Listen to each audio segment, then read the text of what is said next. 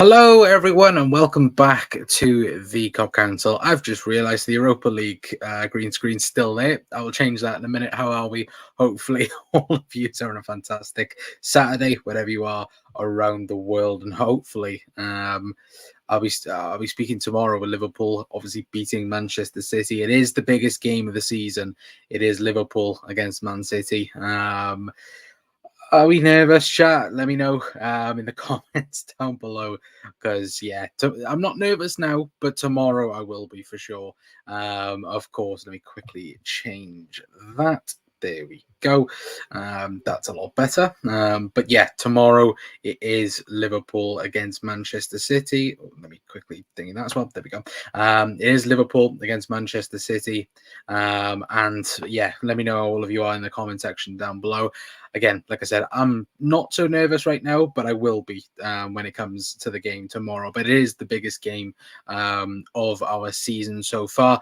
Again, obviously Arsenal winning tonight puts more pressure on both teams to win. Of course, obviously Liverpool to go back top of the Premier League have to be Manchester City, and I think Man City again it'll be only a point behind Arsenal, but still, it's with them two also playing each other, it's a huge opportunity for Liverpool to, I think, start the belief that Liverpool can go on and win the league this season. I think, if we beat City, we beat Brighton after the international break. I think we go 4 points clear of Arsenal, and then I think we're 7 points clear of Manchester City before both of them play each other as well. So it's a huge opportunity for Liverpool. It's massive. It is massive for us, for what could happen for the rest of the season. I think even when you go back and look at the time that we won the Premier League, we beat Manchester City at Anfield, and that's a huge thing. Like, look at last season.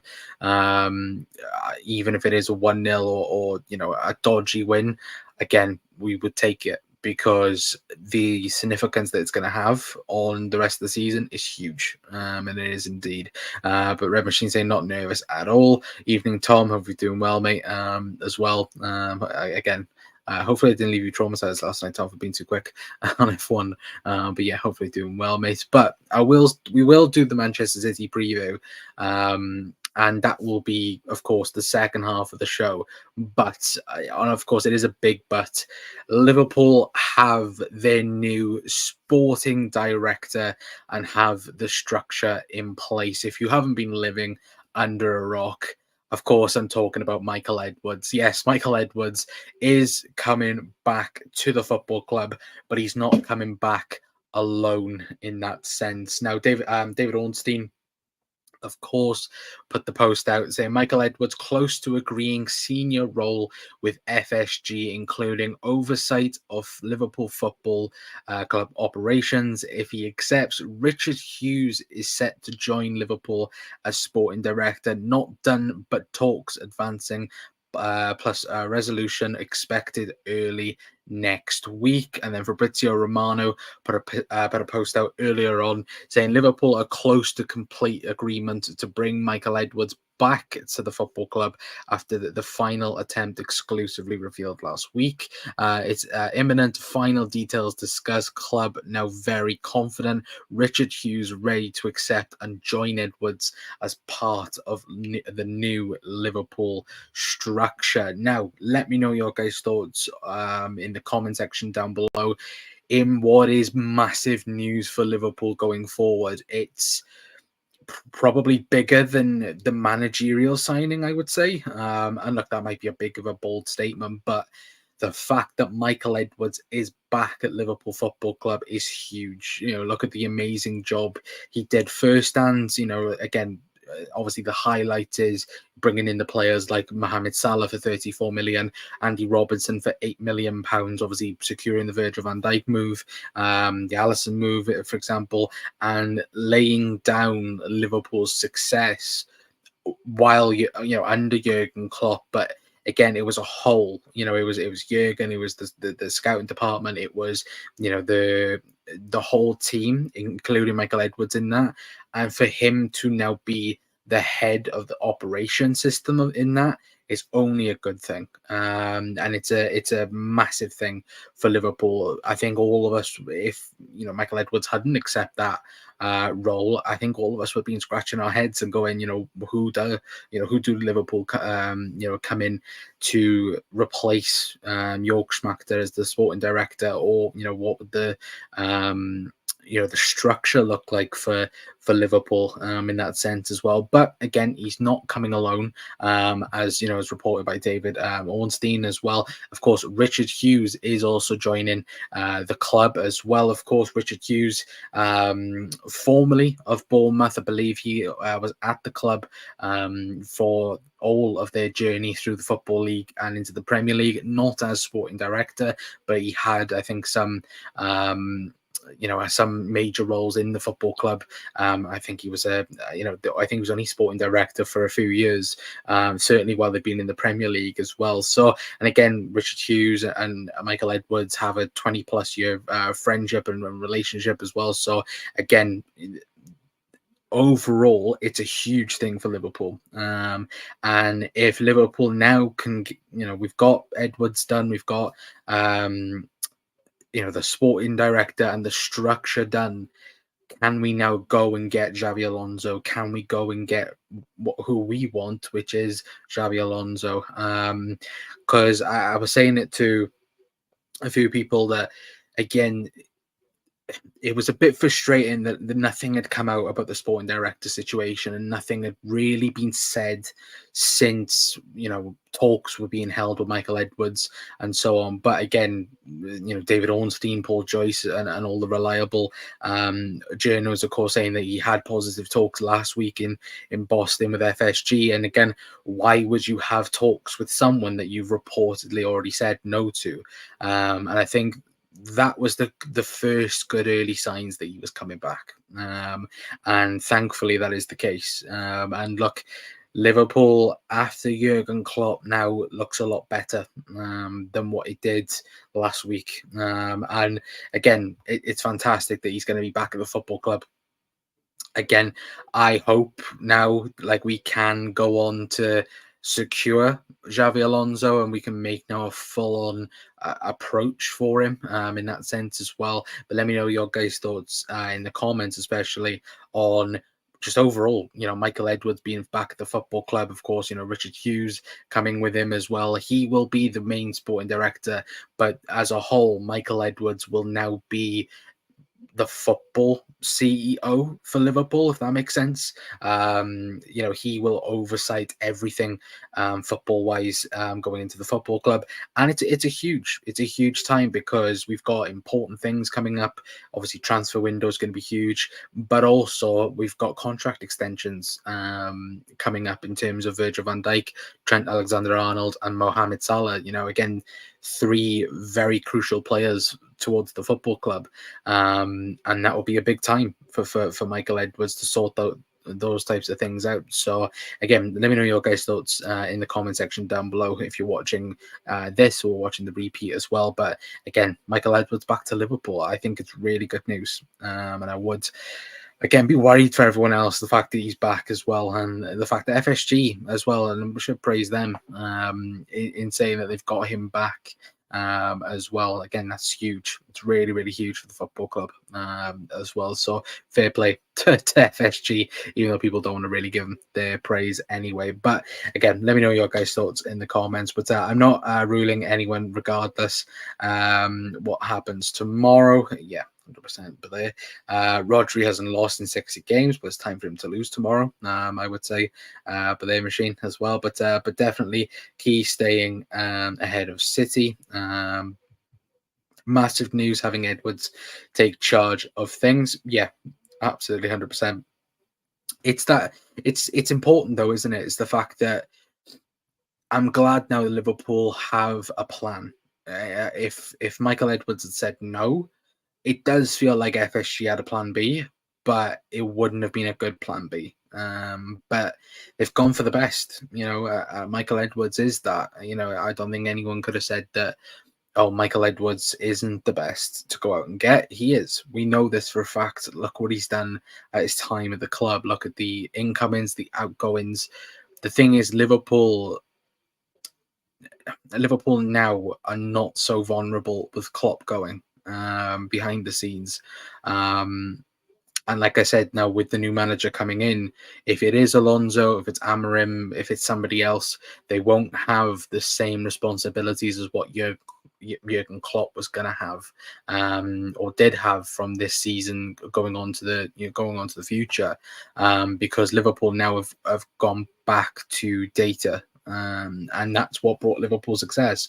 Again, not to have a go at Jurgen in any sense whatsoever, but Jurgen didn't want Mo Salah. Jurgen wanted Julian Brandt at the football club. So, even though you look at Jurgen Klopp signing in terms of Wataru Endo, and again, Endo's been phenomenal for Liverpool since he signed for the club. You just look at the data did bring in the likes of Mohamed Salah in that sense, when again Michael Edwards had been chasing Mo Salah since probably 2011 as well. So it's good. It's a really, really good thing. The fact that he is Liverpool's new sporting CEO is really, really good. Alonso surely inevitable in my opinion.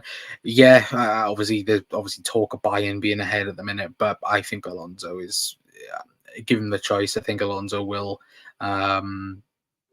come to Liverpool, and I think Leverkusen will prefer him coming to Liverpool, because I think Bayern have been very dishonest in their reportings. Of course, obviously with Plintenberg and Christian Falk and all the others as well. Again, there's nothing even ruling him out staying at Leverkusen. But I think that Bayern Munich are definitely at the bottom of the list in terms of where is he going to go. I think it's probably, at the minute, I would say Leverkusen is a bigger possibility at the moment. Liverpool and then Bayern Munich. I think Bayern Munich are at the bottom of the pile, where he'll be next season. Happy with the news, but can't take my focus off tomorrow as well. Yeah, I just wanted to quickly say about it again. It will be clipped and taken for tomorrow as well before the show, before the game. Sorry. But again, the show was meant to be yesterday, and I ran out of time yesterday. But it's huge news, and look, that's not, take that as a negative. Again, with Jurgen as well, obviously, I believe Michael Edwards won't start until the summer officially, but I think that again, having him back is just a good thing, and it's a really, really good thing to have him back anyway. But let's move on to the actual Manchester City v Liverpool preview. Of course, it's the final time these two will take on each other in the Premier League anyway. Of course, there is a possibility Liverpool do take on Manchester City in the FA Cup this season, but in the Premier League, it is the last dance between Jurgen Klopp and Pep Guardiola. Of course, Jurgen has beaten Pep more times than anyone in the Premier League, which again, is fantastic in that sense. But tomorrow is huge, and when we talk about a title showdown, it does feel like it, because tomorrow has so many things that could happen.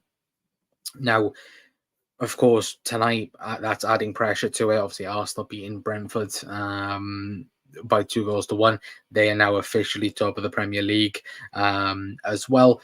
Look, of course, adding pressure to that. But for Liverpool, Manchester City, in a game where normally it's a draw, let's be honest, normally it is a draw. It's a massive opportunity to take advantage, because if we beat Manchester City, City have then got the Champions League coming up. Again, they've got Arsenal as well. I think after the international break, it's a huge sticky period for them. For Liverpool, of course, we've got FA Cup still to come. Obviously, Europa League games already tied up.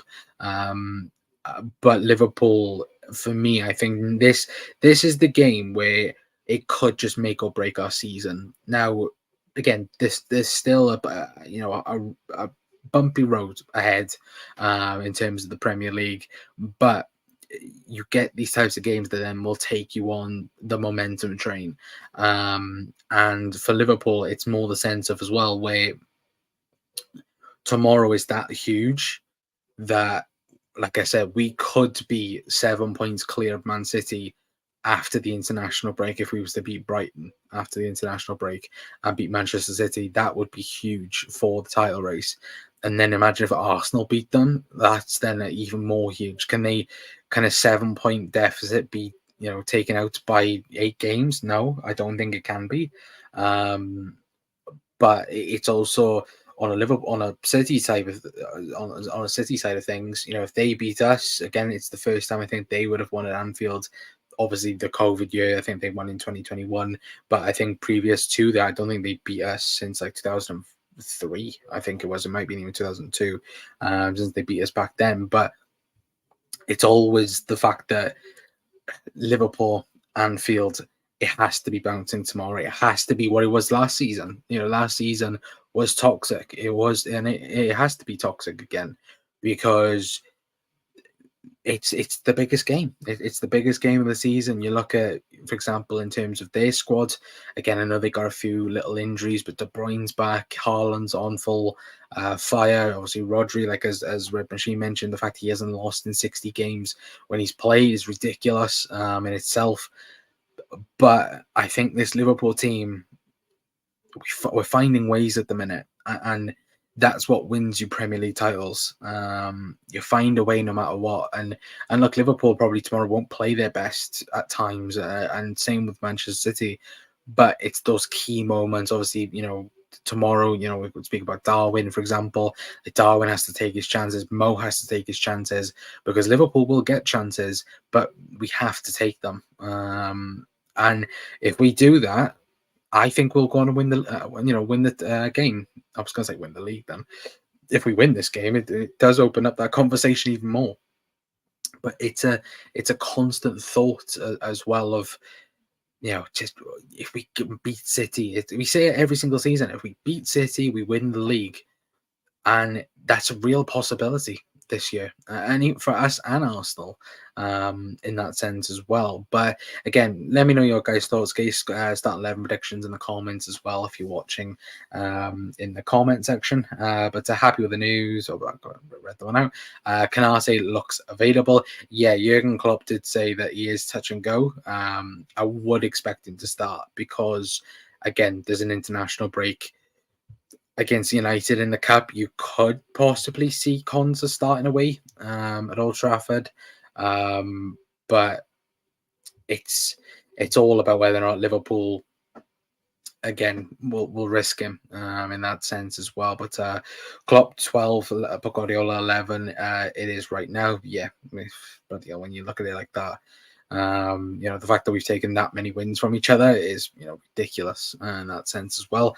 We can't afford a draw right now, in my opinion. Arsenal are bang in form. I think we can. I don't think. The thing is, personally, I don't think Arsenal beat City at the Etihad. I don't. They could draw, but I just don't think Arsenal go away and beat Man City. And also the best thing for us that what could happen next week is they draw each other in the Champions League. If they do that, then Liverpool have every hope because if them two have to play each other, and I think was it 3 times in a week or 3 times in 2 weeks they've got to play each other. That's huge. That's a huge mentality change for both teams. If Arsenal was to knock City out of the Champions League, or City were to win all of the games, which probably they're favourites to do, that's huge. That's Arsenal then having a massive hit mentally in terms of, again, City beating them in the league, going further ahead, then knocking them out in the Champions League. It's those types of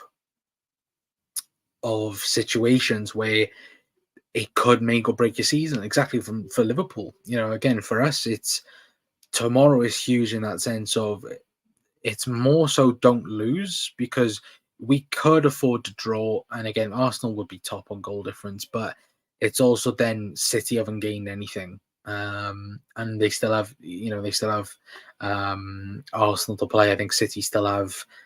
I'm trying to think. City do have for the rest of the season. I think they still got Spurs away, which they never won there in the Premier League since they've moved to the new stadium. So there's always hope, but I always go back to it. If you can do it yourselves, do it. And 2 years ago, when we were going for the quadruple and we drew against City by 2-2, we had opportunities in that game to kill them off. We had chances to make it 3-2, and we didn't. We didn't take the opportunities. And that's what we got to do again tomorrow.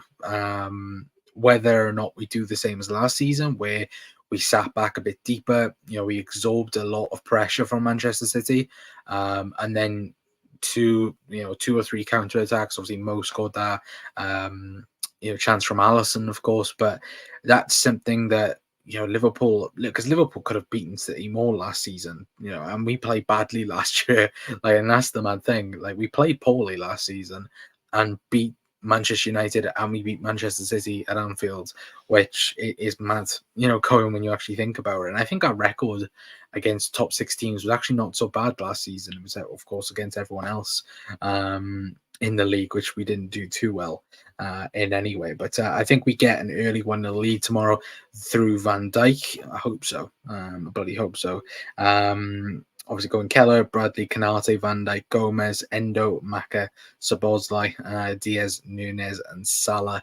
That's pretty much the strongest you can go, I would say. I think there's obviously a conversation at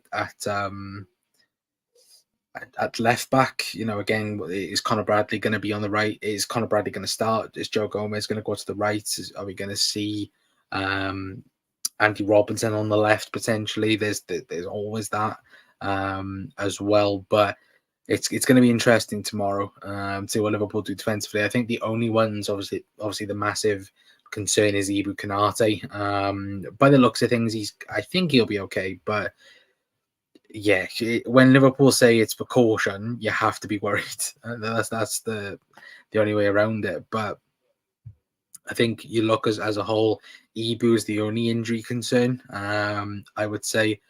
I think midfield is Endo, Szoboszlai, and McAllister. That is our best three. I won't have anyone else saying elsewise. Again, you can obviously play Gakpo in a midfield role if you want to, but I think as a balanced way, I think that is our best three. I think Maka is bang on form. Szoboszlai coming back hopefully will add to the midfield as well, certainly in such a big game like this. And Wataru Endo's been unreal the last couple of months, let alone in the last couple of games, where he's been immense. He's been really, really top for Liverpool. And overall, again, the front three, Darwin Núñez, I'm hoping for a Darwin Núñez banger tomorrow. But Núñez, Salah, and Diaz, that is Liverpool's best three at the minute. Probably the only one, if everyone was fair, probably Diogo Jota's in with a shout instead of Lucho in that sense. But I think since the turn of the year, Lucho's been phenomenal. I really do think that. I looked at extended highlights for City at Anfield. We could have scored three more, but Núñez flooded his lines three times. Yeah, 100%. I wouldn't mind a 4-2-3-1. Núñez left, Salah up top, Elliott on the right, and Szoboszlai in the 10 and double pair. No, I think you just got to City with a 4-3. The thing is, tomorrow it'll be interesting who City go for, because if I quickly check the injury list that I did have on my phone earlier on. Obviously, tomorrow's game's a bit with a weird kickoff time as well, 4:45, which is a bit weird, I think, anyway. But yeah, they've got Grealish is a doubt, Doku is a doubt, and of course Matthias Núñez is a doubt for Manchester City because of that finger snap. Again, I'm not going to show it on stream, but again, that was a grim a grim sight a couple of days ago. I did want, if Ricky's watching this from the 1882 Reds TV, I was going to put if anyone goes back on, what show was it? Was it the Europa League show? It might have been the Europa League show where I think Ricky's watching the football, and you just see Ricky's face. We put it in the group chat a couple of times, and it's really, really funny in that sense as well. But yeah, it is really, really funny. His facial reaction towards Matthias Nunes's broken finger. It's not a great sight to look at as well. But yeah, for me tomorrow, again, that would be my team. I probably could go Allison in goal. I'd love to Ali in goal. Keller in goal. Bradley right back. Ibu, Virgil van Dijk, and Joe Gomez. I would then go Endo, Szoboszlai, Maka, Diaz, Nunes, Salah. That would be my team to play City tomorrow. Of course, City, most likely will start a three at the back, obviously with John Stones inverting, as well. As Red said today, City go Edison, Walker, Stones, Diaz, Ake, Rodri, De Bruyne, Bernardo Silva, Foden, Haaland, and Alvarez as well. Yeah, I think they go that strong as well. Can't think of anyone who could potentially come in for that. I would have said Doku, but Doku I think is an injury doubt, as it says on the list. But yeah, you look at that team though, and again, Kevin De Bruyne is that guy that you just look at and you go, oh, Jesus Christ, and it's not even him. It's you look at. I hate the guy, but Bernardo Silva is another one who he's an absolute rat, but he's a really, really good footballer, and that's the crying shame with that as well. But for me tomorrow as well, get your score predictions in as well if anyone's watching. But for me, I've thought this all week, and I don't know why, but I have. I think Liverpool will win, and I think it'll be by 3-1. I think Liverpool beat Man City 3-1. I think Liverpool will get 2 goals quick. City will score, and then Liverpool will score later on. I do believe that. Or watch it be completely the opposite way now. But yeah, I'm gonna go 3-1 Liverpool. I think Liverpool's firepower as well. I know they've got Haaland as well. Obviously, De Bruyne, like I said, but at the minute, Darwin Núñez is a bang on form. A fit Mohamed Salah is, again, one of the most creative and dangerous players in the Premier League, if not the dangerous player in the Premier League. And yeah, I obviously with the way we're playing at the minute, Anfield on top as well. You hope tomorrow will be suffocating for City as well. Because one thing I didn't know as well, Kyle Walker has never won at Anfield as well, which again, hopefully that will remain the case tomorrow as well. Obviously, Red Machine going for 3-2 for Liverpool. Again, 3 for Liverpool, 2 for Man City. Phil's in as well saying 1-0 Liverpool. I love it. Absolutely love it. Scores Van Dijk, Nunes, Salah, and for City, Haaland and Foden as well. Yeah, bloody hell. Just thinking about Foden and Van Dijk, and Haaland and Van Dijk tomorrow.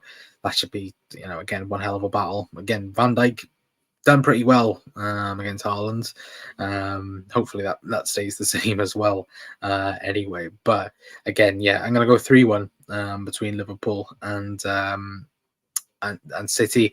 For me, I'm going to go Van Dijk, Nunes, and Salah for Liverpool's goals. I do believe that, again, it's going to be a tough game. It's going to be it's probably going to be the best watch for a neutral, but for us lot, it's going to be an absolute carnage to watch. But just again, just to go back onto the importance of tomorrow, it's huge because, again, we've all said and we've all mentioned in terms of again, Liverpool are in all the competitions and everyone has, everyone has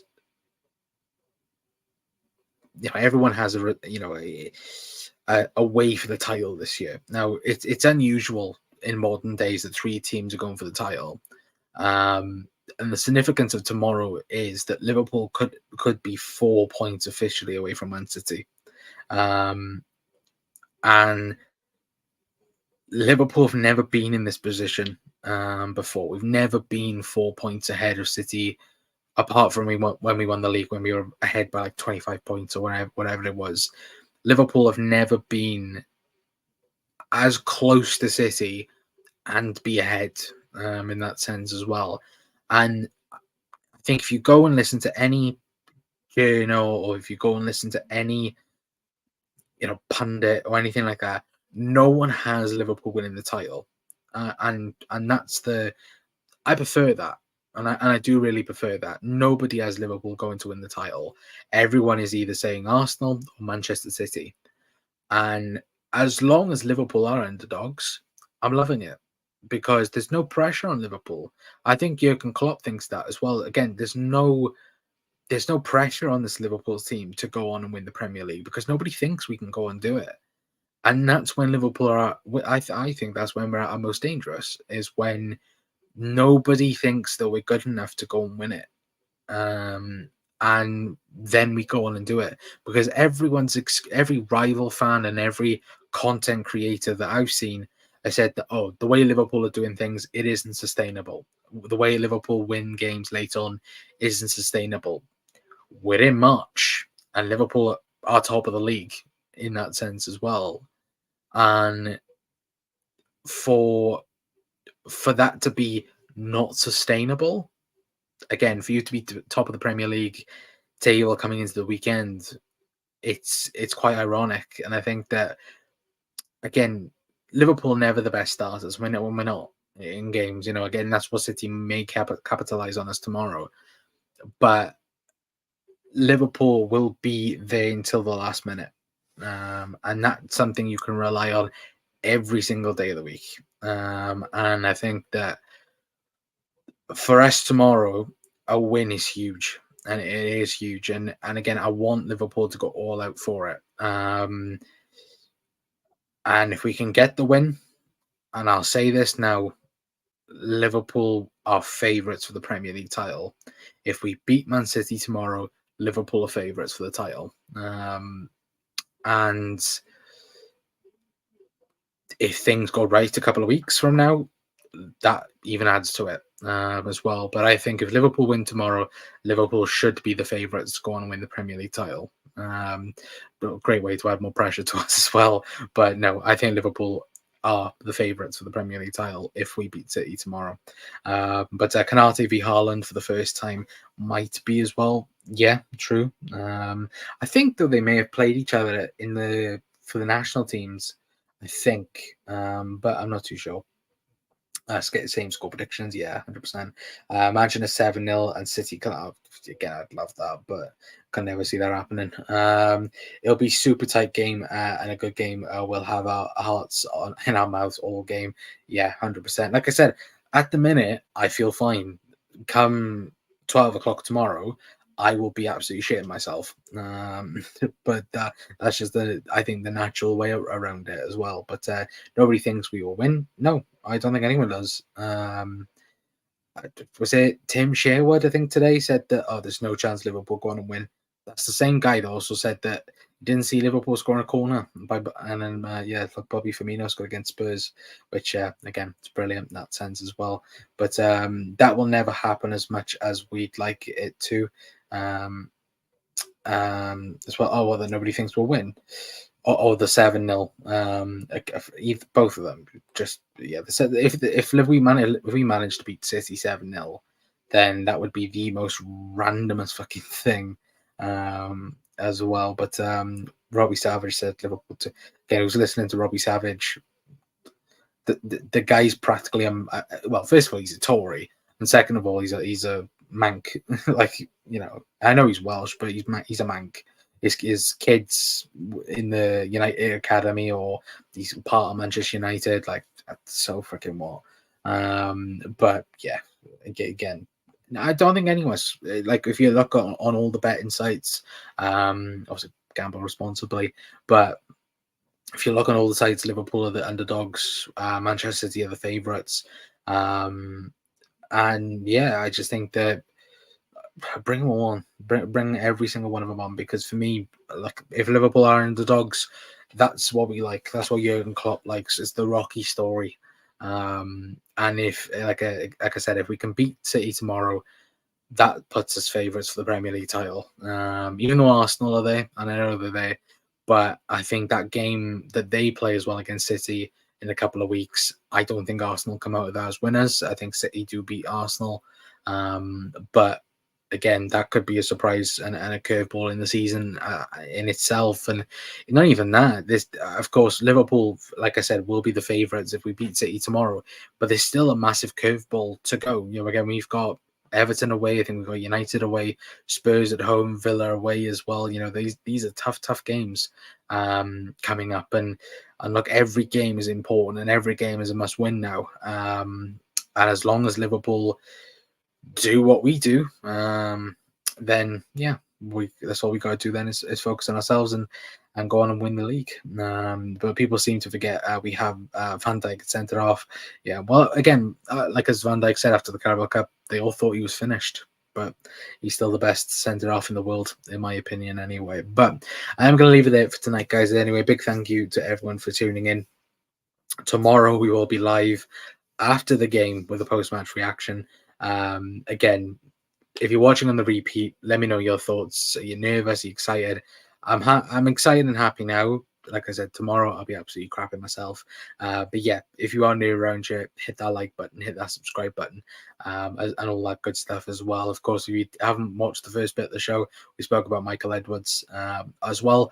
Again, great signing in that sense as well. But yeah, my prediction for tomorrow: Liverpool 3, Manchester City 1. I'm going for again, get yours in the comment section down below as well.